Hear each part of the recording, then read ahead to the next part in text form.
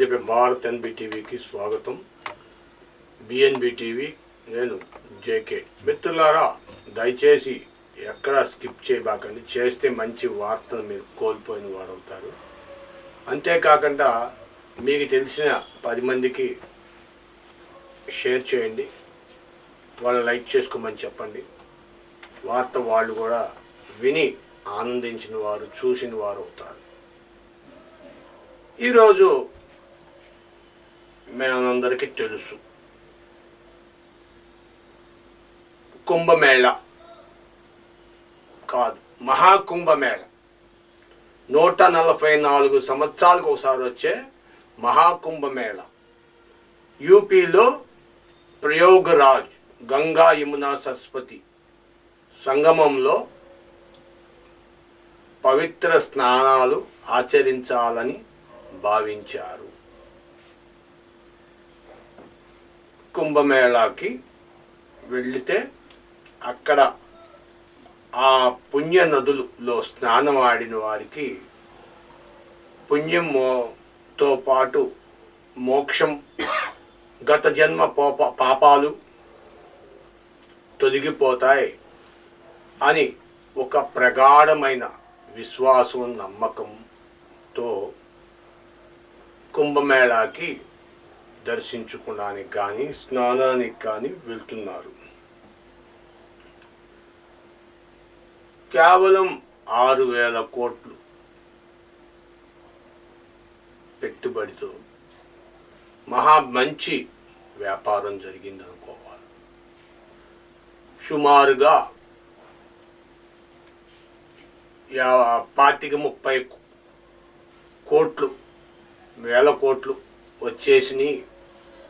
UP ప్రభుత్వానికి ఒక 10 సంవత్సరాలు అక్కడ వ్యాపారం జరగకపోయినా పుష్కలంగా కూర్చొని కాలు మీద కాలు వేసుకొని హ్యాపీగా తిన్న జరిగిపోద్దట. ఇదంతా పక్కన పెట్టండి. కేవలం 45 కోట్ల మంది మాత్రమే స్నానం చేస్తారు అని యూపీ ప్రభుత్వం అంచనా వేస్తే 53 కోట్లు మంది జనం స్నానం ఆచరించారు అని యూపీ ప్రభుత్వం తెలియజేస్తుంది.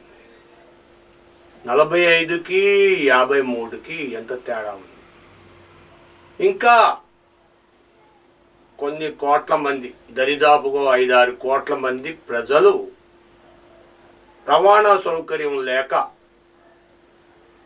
ఆగిపోయారు అని ఇంకొక 2 రోజులు పెంచితే బాగుంటుంది అని అంచనా వేస్తుంది యూపీ ప్రభుత్వం అని చెప్పి చాలామంది అనేక రకాల కామెంట్లు, అనేక రకాల విశ్లేషణలు చేస్తున్నారు. కానీ 26వ తారీఖు శివరాత్రితో క్లోజు. జనవరి 13వ తారీఖు నుండి 26 ఫిబ్రవరి వరకు సుమారు 45 రోజుల పాటు ఈ కుంభమేళ, మహాకుంభమేళ జరుగుతుందన్నారు.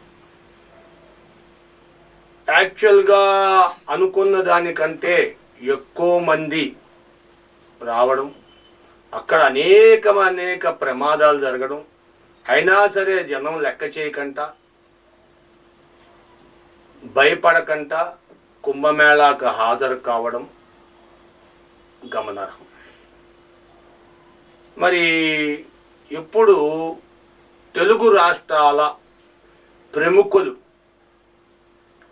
చిట్ట చివరి రోజు, ముగింపు రోజుకి కుంభమేళా జరుగు స్థలానికి వెళ్తారట. వాళ్ళు పుణ్య కార్యక్రమాలు అంటే స్నానాలు వగైరా చేసుకొని అక్కడ జరిగే సభలో పాల్గొని వస్తారు అని ఒక వినికిడి వినిపిస్తుంది. మరి ఇదంతా నిజమే జరగవచ్చు. ఎనీవే, కుంభమేళా శుభాకాంక్షలు. ఎవరు చెప్పుండ్రు, కుంభమేళాకి వెళ్ళి వచ్చిన వారందరికీ శుభాకాంక్షలు. మీరు గత జన్మ పాపాలను వదిలించుకున్నారు అని భావిస్తే, పాజిటివ్గా థింక్ చేస్తే పాజిటివ్గా జరుగుతుంది, నెగిటివ్గా థింక్ చేస్తే నెగిటివ్గా జరుగుతుంది.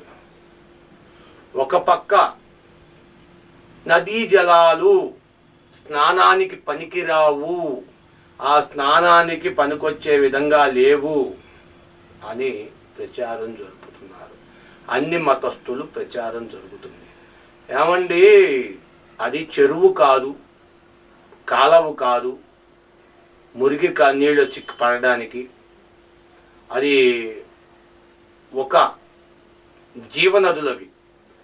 నువ్వు ఒక వస్తువు, ఒక కాగితంతో ఒక పడవ చేసి వదిలేవనుకో, ఆ పడవ నువ్వు చూస్తుండగానే వెళ్ళిపోతూ ఉంటుంది. ఒక పడవ, మంచి పడవ అక్కడ వదిలిపెడితే లంగరేకంట పడవ వెళ్ళిపోతూ ఉంటుంది. అది జీవనది. జీవనది అంటే దానికి నిత్యం ప్రవహిస్తూనే ఉంటుంది. ఆ నీరు ఆగేది ఉండదు దానికి. ఒక పక్క ఎట్టుండి వస్తుందో తెలియదు, సరస్వతి నది వస్తుంది, ఒక పక్క గంగా నది, ఒక పక్క యమునా నది, మూడు కలిసి సంగమం జరిగే ప్లేస్లో అక్కడ నీరు కలుషితం అని చెప్పడం అంతకంటే మూర్ఖత్వం, అంతకంటే చాదోత్వం, అంతకంటే వెర్రితనము, అంతకంటే వెకిలితనము, అంతకంటే మూర్ఖత్వము, ఇంకేమన్నా పేర్లు పెట్టుకొని మీరు పెట్టుకోండి. అంతకంటే నేను చెప్పలేను. నా పరిధిలో ఇంకోటి లేదు. జీవనదికి వంకలు పెడితే ఇంకా జీవనది అన్నది ఎందుకంటారు? ఎక్కడో హిమాలయాల్లో మొదలయ్యి అలా అలా అలా అలా వస్తూనే ఉంటుంది, ఆగదే. ఒక పక్క వాతావరణం సహకరించక క్లైమేట్ హిమాలయాలు కరుక్కొని నీళ్లు వచ్చేస్తుంటే ఈ దుర్మార్గులు, నీచులు, కళ్ళు కామందులు, కాకులు పట్టుకెళ్ళా వాళ్ళకి కనబడట్లేదండి. నీళ్లు మురికి పట్టేసినాయి, ఇవి అయిపోయినాయి. అసలు నీకెందుకయ్యా? కందకలేని దొరద కత్తిపీటకి ఎందుకని, చేసేవాడికి లేదని చూసేవాడికి నీకెందుకయ్యా ఆ బాధలన్నీ, ఆలోచనలు? నీ పని ఏదో నువ్వు చూసుకో. నీ విషయంలో ఇంకోటి రావట్లేదు కదా.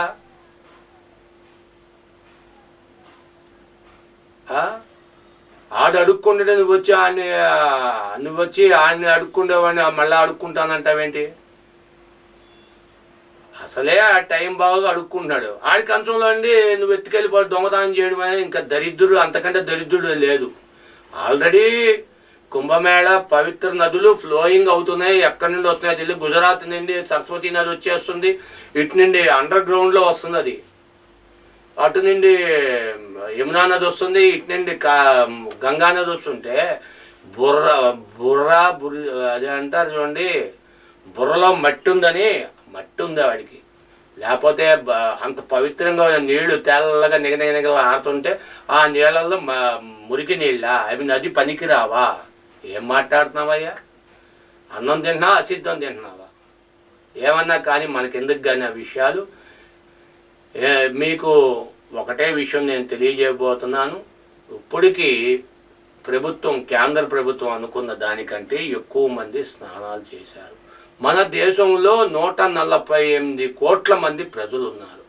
అందులో 53 మంది అంటే 53 కోట్ల మంది అంటే ఎంతమంది?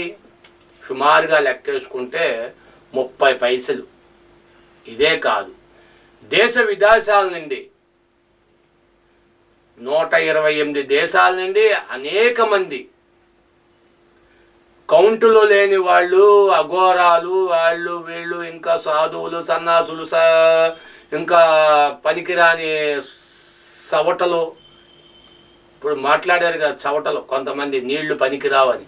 అలాంటి చవటలు వీళ్ళందరూ కూడా లెక్కలో లేని వాళ్ళని కూడా వేసుకుంటే ఇంకా ఎక్కువ మందే వస్తారు కౌంట్లో. తలకాయ 1 2 2 2 2 1 3 3 1 4 అని అలా కాదుగా.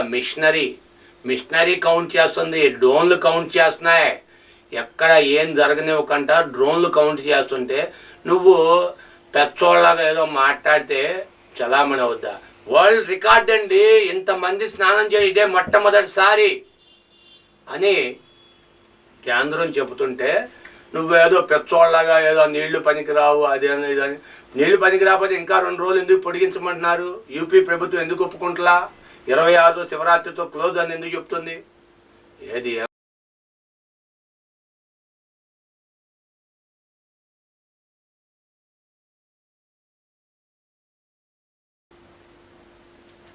ఏంటి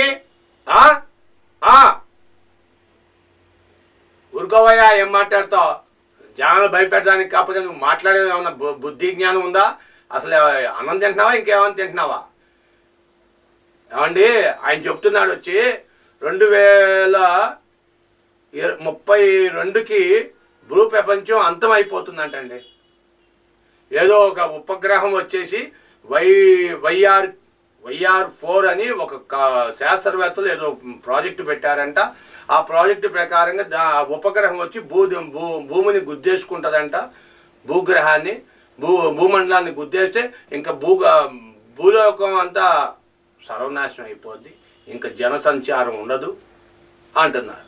కొంతమంది ఏమంటున్నారు, గుద్దితే ఫస్ట్ జర్మనీనే గుద్దుద్ది, తర్వాత జర్మనీకి నష్టం వస్తుంది, అంతేగాని ఇక్కడ నష్టం రాదు అంటున్నారు కొంతమంది. మరి కొంతమంది సైంటిస్టులు ఏమంటున్నారు, 500 న్యూక్లియర్ బాంబులు ఒక్కసారి పేలిస్తే ఎంత అవుతుందో అంత బాంబులు ఆ ఉపగ్రహం మీద పేల్చారు, దానివల్ల ఎటువంటి ముప్పు లేదు అంటున్నారు కొంతమంది. మరి కొంతమంది ఏం చెబుతున్నారంటే వచ్చేసింది, ముప్పు వాటిల్లిపోయింది, ఇంకే అయిపోయింది, మానవుడు అనేవాడు భూమి మీద నిలబడ్డు, అంతేకాదు సముద్రాలు కూడా ఏకమైపోతాయి, అరేబియన్ సీ, ఇండియన్ ఓషన్ ఇవన్నీ కూడా అంతమైపోవచ్చు, ఏకమైపోవచ్చు. వాళ్ళ మాటలకు వాళ్ళకే నమ్మకాలు లేవండి. నాసా సైంటిస్టులు డిసెంబర్ 13వ తారీఖు నుండి ప్రయోగం చేస్తున్నారు. అనేకమైన వెల్లడి చేశారు. కొంతమంది 2028కి అయిపోద్దన్నారు, కొంతమంది 2032కి అయిపోద్దన్నారు. దాన్ని అసలు కక్ష మార్చి భూగ్రహం తిరిగే కక్ష అంటే ఒక సర్కిల్ ఉంటుంది, ఒక ఆర్బిట్ అంటారు. ఒక సర్కిల్లో తిరుగుతున్న భూమిని ఇంకో భూమి సర్కిల్లోకి అది వచ్చేస్తుంది అని, భూమి సర్కిల్ నుండి దాన్ని తప్పించి అది వేరే సర్కిల్లోకి వెళ్ళేటట్టుగా చేయాలి అని సైంటిస్టులు విశ్వ ప్రయత్నం చేస్తున్నారట. దీంతో భూగ్రహానికి వచ్చిన ముప్పు లేదు అంటున్నారు కొంతమంది. బ్రహ్మంగారు ఎప్పుడో చెప్పారు కలియుగం అంతం అవుతుంది అని. కలియుగం అంతమైతే ఇంకొక యుగం వస్తుంది, అంతేగాని భూమి మొత్తం అంతమయ్యి మానవాళి మొత్తం సర్వనాశనం అయిపోయి అనేది లేదు. దుర్జనులు పోయి సజ్జనులు వస్తారు, రాచరికాలు మళ్ళా ఎప్పుడో చెప్పారు, రాజులు రాజరికాలు దేవతలు వీళ్ళందరూ వచ్చేస్తారు అని చెప్పి. మరి అదే నిజమైతే జరగనియండి, మనం చూసేం భయపడిపోతే మనం ఆగిపోద్దా? జరిగేది జరగక మందు, జరగంది ఎప్పుడు జరగదు. ఒక దొంగోడు ఆముదం వంటి నిండా దట్టించి ఒక మనిషి మట్టిలో పొరలాడాడంట. ఎంత అంటుకోవాలో అంతే అంటుకుంటుంది, ఆముదం రాయకపోయినా అంతే అంటుకుంటుంది, ఆముదం రాసుకున్నా అంతే అంటుకుంటుంది. దానికే ఇంకో కొంతమంది ముందుకెళ్ళి 7 వెళ్ళినా 3 సోళ్లే, 3 వెళ్ళినా 3 సోళ్లే అన్నారు. అడుక్కునేవాడు 7 ఊళ్ళు తిరిగాడంట, తిరిగినా 3 సోళ్లే వచ్చిందంట, అంటే 3 కిలోలు. 3 ఊళ్ళు తిరిగాడంట, అప్పుడు కూడా 3 కిలోలు వచ్చినాయి అంట. అలాగా నువ్వు ఎంతవరకు నీకు భగవంతుడు నీకు రాసున్నాదో అప్పుడు వరకు నువ్వు నడుస్తూనే ఉంటుంది. కాలచక్రం, బండిలో పెట్రోల్ ఉన్నసేపు బండి నడుస్తూనే ఉంటుంది. నువ్వు ఆపుతానని చెప్పి అది ఆగదు. ప్రకృతిని రక్షతో రక్షతః. నువ్వు ఎప్పుడైతే ప్రకృతిని కాపాడుతావో అప్పుడు నేను ప్రకృతి కాపాడుద్ది. నువ్వు ప్రకృతికి వ్యతిరేకంగా వెళితే వ్యతిరేకమే జరుగుద్ది. నువ్వు కాపాడుకోవాలంటే ప్రకృతిని కాపాడాలి. మొక్కలు నాటండి మంచిగా, ఎక్కడ చూసినా మొక్కలు నాటండి. అడవులు ధ్వంసం చేయబాకండి. అడవులు ఉంచండి, నీళ్లు పుష్కలంగా ఉంటాయి, నీటి గుంటలు పెట్టుకోండి. ఇంకా నేను చెప్తూనే ఉంటాను, మీరు చూస్తూనే ఉంటారు. అలా కాదు కానీ thank you for watching our channel. మీ విలువైన అభిప్రాయాలు కామెంట్ రూపంలో తెలియచేయండి, షేర్ చేయండి, లైక్ ఇవ్వండి. లైక్ ఇవ్వడం మాత్రం మర్చిపోకండి. Thank you for watching our channel. నమస్కారం.